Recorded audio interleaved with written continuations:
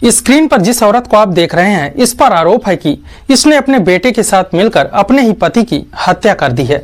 हत्या का कारण है कि माँ बेटे का अवैध संबंध। हमें समझ में नहीं आ रहा कि इन्हें माँ बेटा कहें या प्रेमी और प्रेमिका। दोस्तों, अगर आप भी इस पूरे घटनाक्रम को जब जानेंगे तो आपके पैरों तले से भी जमीन खिसक जाएगी। आप भी सोचने पर मजबूर होंगे कि समाज में ऐसे ऐसे लोग भी हैं जो माँ बेटे के रिश्तों को भी नहीं छोड़ते। दोस्तों, तो आइए जानते हैं इस पूरे घटनाक्रम को। दोस्तों, आपसे एक छोटी सी रिक्वेस्ट है, अगर आप हमारे चैनल पे नए हो तो प्लीज चैनल को सब्सक्राइब कर लीजिएगा, जिससे नई नई घटनाएं आप तक पहुंचती रहे।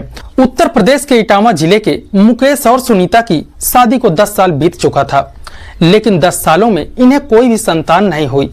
तब ये लोग फैसला लेते हैं कि हमें एक लड़के को गोद लेना चाहिए, एडॉप्ट कर लेना चाहिए। तभी सुनीता कहती है उसे ही हम गोद ले लेते हैं, क्योंकि वह हमारी जात बिरादरी का है और परिवार का भी है, इसीलिए उसे हम गोद ले लेते हैं और वह आ जाएगा तो बड़ा भी है, हमारे घर की जिम्मेदारियां उठा लेगा और हमारा घर भी अच्छे से व्यापन होने लगेगा।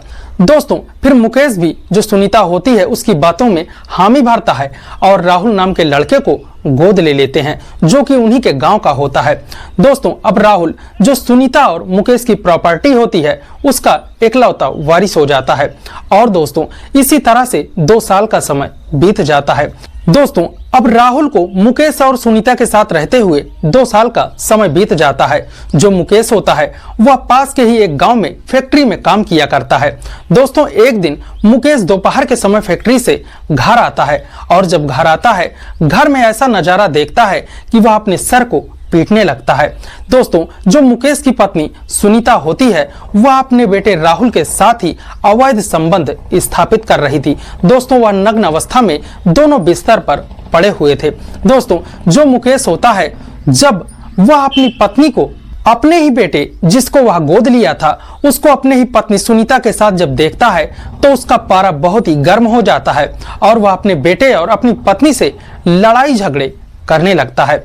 दोस्तों, जो राहुल और सुनीता होते हैं यह अपने पिता को ही उल्टा डांटते हैं और कहते हैं माँ बेटे के रिश्ते को कलंकित कर रहे हो, हमें बदनाम कर रहे हो। दोस्तों, मोहल्ले वाले पड़ोस के लोग भी जब इनकी ऐसी करतूतों को सुनते हैं तब वह उल्टा मुकेश को ही डांटते हैं कि तुम अपने बेटे को ही अपनी माँ के साथ ऐसे कैसे कह सकते हो। दोस्तों, ये तो हुआ, मोहल्ले वाले समझाकर छोड़ देते हैं। लेकिन दोस्तों, अब जो मुकेश होता है वह अपने बेटे और पत्नी पर नजर रखना शुरू कर देता है। अब दोस्तों, मुकेश अपनी पत्नी और अपने बेटे पर वह निगरानी करना शुरू कर देता है और सुबह खाना पीना खा के वह तैयारी बनाकर अपनी फैक्ट्री के लिए चला जाता और वहां से बिना बताए ही दोपहर के समय घर में आता और देखता कि मेरे जो बेटा और मेरी पत्नी है वह क्या कर रहे हैं। दोस्तों, वह जब भी आता तो इसके जो राहुल, इसका बेटा और इसकी पत्नी उसी के कमरे, उसी के बेड पर हमेशा लेटे हुए होते। दोस्तों, अब इसका जो है पारा बहुत गर्म होने लगा। अब दोस्तों, यह अपनी पत्नी और अपने बेटे से लड़ाई झगड़ा करना शुरू कर देता है। दोस्तों, फिर एक दिन जो उसका बेटा राहुल और उसकी पत्नी सुनीता होती है वह एक प्लान बनाते हैं और गांव के ही एक लड़के को दोस्तों वह 2.5 लाख रुपए देकर अपने पति को मारने की सुपारी दे देते हैं। दोस्तों, फिर यह विकास नाम के एक लड़के को उस अपने पति को ही मारने की यह लोग सुपारी दे देते हैं। और दोस्तों, फिर शाम का समय होता है, सब लोग खाना पीना खाते हैं, रात्रि 9 बजे के लमसम।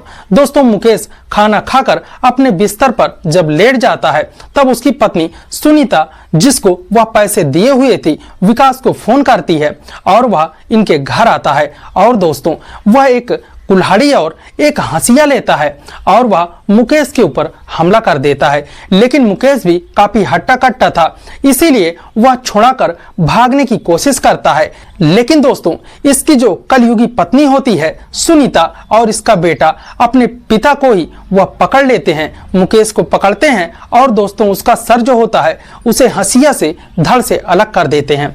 और अलग करने के बाद दोस्तों, वह जो विकास नाम का लड़का होता है वह वहां से भाग जाता है। और कुछ देर के बाद दोस्तों, ये माँ बेटे जोर जोर से चीखने और चिल्लाने लगते हैं। इनकी आवाज सुनकर जितने भी पड़ोसी होते हैं, आसपास के लोग इकट्ठे होते हैं। और दोस्तों, जब वह लोग भी देखते हैं तब वह भी सन्न हो जाते हैं और आनन फानन में तुरंत ही पुलिस को सूचना दी जाती है। मौके पर पुलिस आती है और इस माँ बेटे से पूछताछ करना शुरू कर देती है और इनसे पूछा जाता है कि जब यह घटना हुई तब आप लोग कहाँ थे। तब यह बताते हैं कि हम लोग अपने अपने कमरे में सो रहे थे और अचानक चीखने की आवाज आई। तब हम लोग दौड़ कर आए, तब देखा कि मेरे पति मरे पड़े हुए हैं। और दोस्तों, जिसने इस घटना को अंजाम दिया वह भाग चुका है। दोस्तों, पुलिस भी इन पर ज्यादा प्रेशर नहीं बना सकती क्योंकि सुनीता का पति खोया था, राहुल का पिता खोया था। दोस्तों, इसीलिए वह इनको ज्यादा कुछ नहीं कहते। दोस्तों, फिर दूसरे दिन जब उस लाश का क्रियाक्रम हो जाता है और 2-4 दिन जब समय बीत जाता है तब पुलिस फिर से इस मामले की जांच करना शुरू कर देती है। दोस्तों, एक दिन वह एक स्पेशल टीम के साथ आते हैं और उसके घर की जांच करना शुरू कर देते हैं। और दोस्तों, जो राहुल और सुनीता होती है उनसे भी पूछताछ करना शुरू कर देते हैं। दोस्तों, वह देखते हैं कि इनके घर के एक कोने में कुछ खून की बूंदें पड़ी हुई हैं। दोस्तों, वह जब जांच करते हैं तब इनका पूरा जो शक होता है वह उसकी पत्नी सुनीता पर जाता है और सुनीता से पूछताछ करना शुरू कर देते हैं। और जब उसकी पत्नी सुनीता पर पुलिस वालों का पूरा शक जाता है तब वह मोहल्ले में आस पड़ोस के लोगों से भी पूछताछ करते हैं कि 10 सालों से इनकी कोई संतान नहीं हो रही थी। ये जो लड़का राहुल है इसे 2 साल पहले ही इन्होंने गोद लिया है, एडॉप्ट किया है। लेकिन जब से यह लड़का इनके घर में आया तब से ही इनके घर में कलेश होना शुरू हो गया है। दोस्तों, फिर पुलिस वाले जब उनके आस पड़ोस वालों से यह बात सुनते हैं तब उस महिला से वह कड़ी कार्रवाई करते हैं और कड़ाई से पूछताछ करना शुरू कर देते हैं। दोस्तों, फिर वह अंत में उसका कोई चारा नहीं होता और वह सब कुछ सच सच बताना शुरू कर देती है। दोस्तों, वह बताती है कि यह जो राहुल नाम का लड़का है जिसको हमने गोद लिया है, इससे 5 साल से मेरा प्रेम संबंध है। हम लोग छुप छुपा के मिला करते थे, लेकिन एक दिन मेरे पति ने कहा कि हमें किसी लड़के को गोद लेना चाहिए। तब मैंने कहा कि राहुल को ही गोद ले लेते हैं, जिससे मैं राहुल को पहले से चाहती थी और राहुल हमारे घर में आ जाएगा तो मैं राहुल से रोज ही मिला करूंगी और हमारे घर में राहुल हमेशा ही रहने लगेगा। इसी सोच के साथ मैंने राहुल को गोद लिया और हम लोगों का अवैध संबंध होना शुरू हो गया। लेकिन एक दिन जो मेरे पति होते हैं वह फैक्ट्री से जल्दी आ जाते हैं और वह मुझको और राहुल को आपत्तिजनक हालत में संबंध बनाते पकड़ लेते हैं।